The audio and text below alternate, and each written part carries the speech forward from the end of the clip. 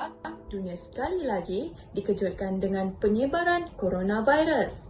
Menurut Pertubuhan Kesihatan Sedunia (WHO), wabak coronavirus dikesan selepas organisasi itu dimaklumkan terdapat beberapa kes radang paru-paru di bandar Wuhan di wilayah Hubei, China.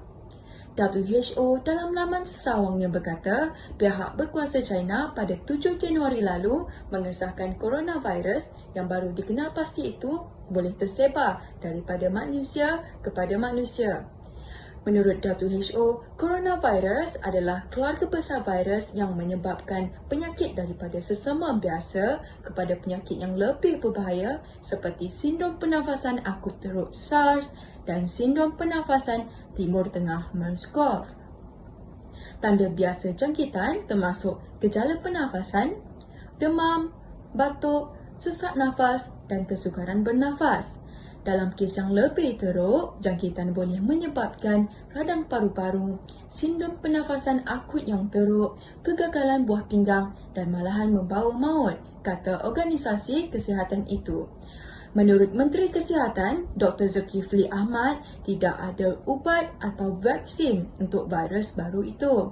Beliau berkata, satu-satunya rawatan yang boleh digunakan untuk pesakit positif dengan virus tersebut adalah melalui kuarantin dan merawat gejala seperti batuk, sesama dan demam. Bagaimanapun, kerja-kerja untuk menghasilkan vaksin tersebut sedang diusahakan oleh banyak agensi kesihatan di seluruh dunia. Menurut Wall Street Journal, beberapa pembuat ubat-ubatan di Amerika Syarikat dan penyelidik di University of Queensland di Australia kini antara pihak yang sedang bekerja keras membangunkan vaksin virus baru ini. Cables News New York juga melaporkan bahawa National Institutes of Health, agensi utama kerajaan Amerika Syarikat yang bertanggungjawab untuk penyelidikan kesihatan bioperubatan dan penyelidikan kesihatan awam juga sedang menghasilkan vaksin. Satu pasukan saintis di Texas, New York dan China juga turut bekerja untuk menghasilkan vaksin terbabit, kata Cables News New York yang memetik Dr. Peter Hotez, seorang saintis vaksin di Baylor College of Medicine di Houston.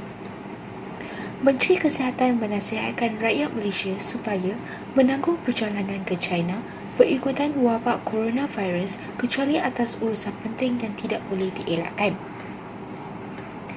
Sekiranya masih perlu melawat negara itu, mereka dinasihatkan untuk mengamalkan langkah pencegahan seperti membasuh tangan dengan sabun, menggunakan pensanitasi tangan dan mengenakan topeng muka. Mereka juga dinasihatkan mengelak mengunjungi tempat tumpuan ramai, ladang haiwan ternakan, pasar yang menjual binatang hidup, pusat sembelihan dan tidak menyentuh sebarang jenis haiwan. Semasa dalam tempoh lawatan juga, dinasihat elakkan daripada memakan sebarang produk haiwan mentah atau tidak dimasak dengan sempurna. Mereka yang berjumpa dengan doktor untuk mendapatkan rawatan juga perlu memaklumkan mengenai sejarah perjalanan kepada doktor yang dirawat.